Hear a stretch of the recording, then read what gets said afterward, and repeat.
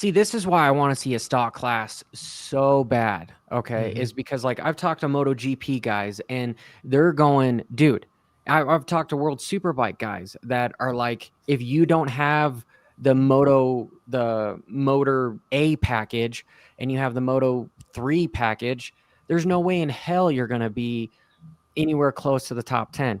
Talking with just the Moto America guys here, they're like, hey, bike is everything.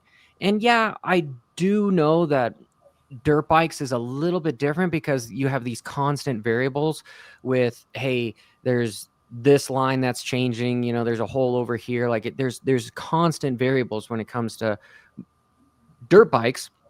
However, there's a huge discrepancy between a stock equipment versus some unobtainium stuff that some of the factory teams have, right? And if you were to just put based purely on talent, and I know I had a small argument with Andrew Short about talent on a couple weekends ago. If you just took 40 guys and had them all on the exact same equipment, they really couldn't touch much valving or anything, there would be guys you never even heard of that would be racing for wins, right?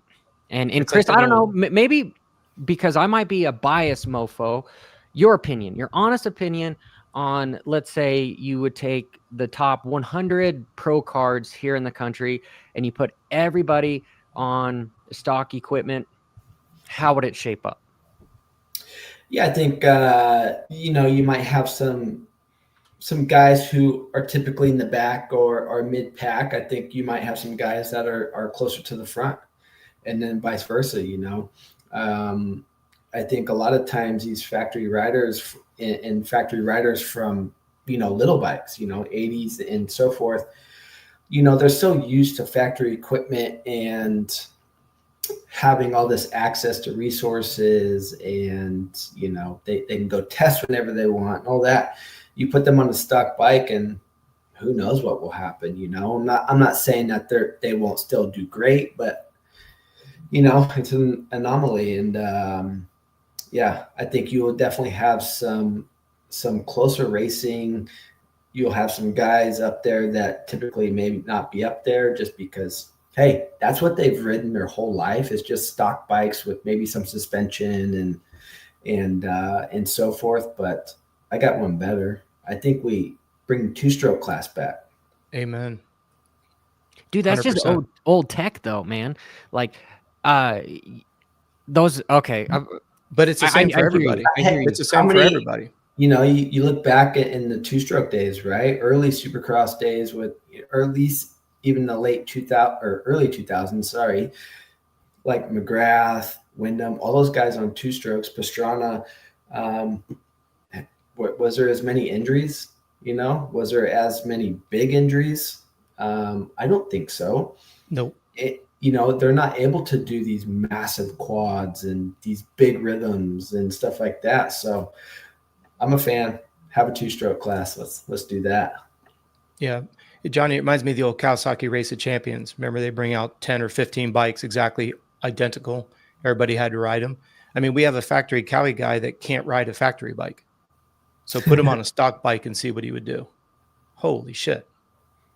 Now, what would be, I just got that. You're talking about Prado. I was like, yeah, but think about that, right? To Chris's point, exactly. A guy that's pretty much only ridden a relatively stock bike, maybe with an ECU and some suspension work, he's going to do well on that stock bike, and Prado can't qualify with a factory bike. Well, he wants his works bike is what he wants. To Chris's point, exactly. Yeah. Just these guys are so used to those unattainables that they can't ride anything that's not. I mean, look at how many people we know have left teams. Webb left KTM, Tomac left Cowie because of those little nuances that they couldn't figure out. Mm-hmm. Hey, I have a question for you guys.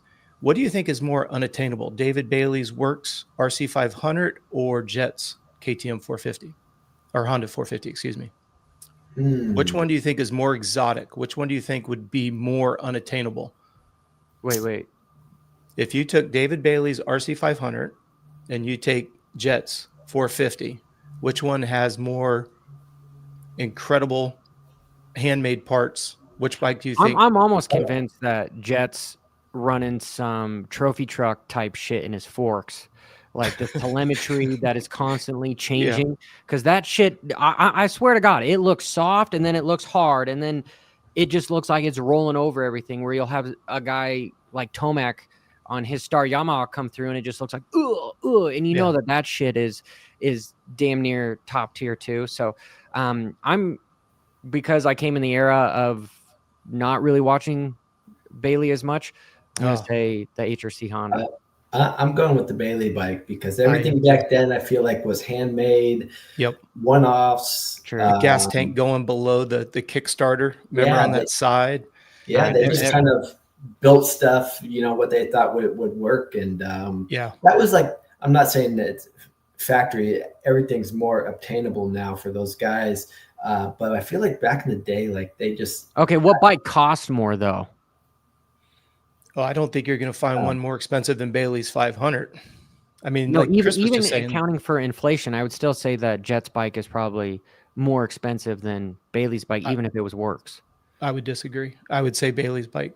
Cost to build at the time. Cost to build, factoring in inflation, because, I mean, you could literally go through everything, goes something small, triple clamps to pegs. We saw that the gas tank was handmade and went down by the Kickstarter. There was just so many more handmade pieces and parts. To your point, the word unattainable, Well, Coach, Donnie Hansen was on a few weeks ago, and he was saying that his factory 250s were around like 75 grand each. And that's at the time when would it be like brand 82? New bike was like $1,200 for a CR 250. 250, yeah. So if you're better with, and that was in the financial numbers. Yeah, that was 82, 83, maybe 80, maybe even 1980. But if you do the inflationary, what would be the equivalent of that today? Well, I mean, Chris, here, I'm going to put you on the spot. What do you think some of those factory race bikes cost? I don't know. It's hard to say, right? I mean, rough numbers. Come on, rough numbers. 100K, 200K. It's not necessarily the parts, I feel like. That costs a lot. Don't get me wrong. It's a number for sure.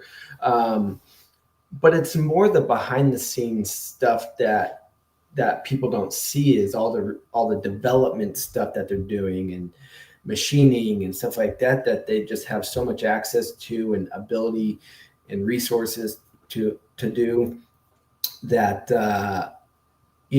where back in the day it was, they're just standing there like, how can we make this better? And they just start making stuff. And that's where I feel like bikes are so good nowadays because teams and riders are able to go out and test whenever they want and have access that day to parts and stuff.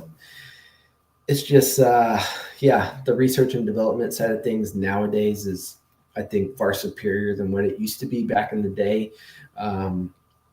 So, I don't know.